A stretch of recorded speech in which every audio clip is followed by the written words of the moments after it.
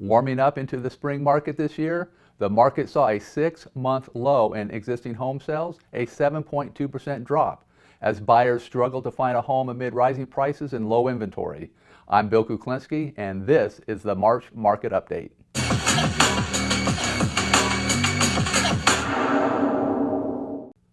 Starting off with new listings, we saw a 1.2% drop in the number from 859 homes to 849 over the past year.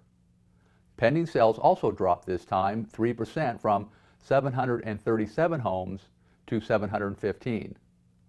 In contrast, closed sales increased by 2.7% from 557 homes to 572.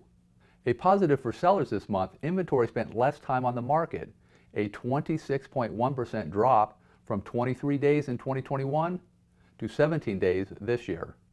As inflation continues to rise, setting the average sales price on a continued increase, this month of 17.6%, last year the price was $270,655, the increase making the price $318,206 this year.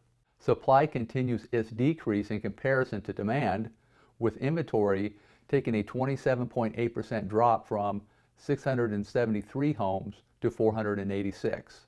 The month's supply was also down, this time 30% from 1 month in 2021 to 0.7 months this year. Additionally, mortgage rates hit 4.6% in March, and inflation is still on the rise. Not only are there a limited number of homes on the market, but also the prices of those homes are rising. Are you planning on buying a home soon? If you are, how are the rising prices and interest rates affecting your decision? Let us know your thoughts in the comments. Thanks for watching, and we'll see you next time.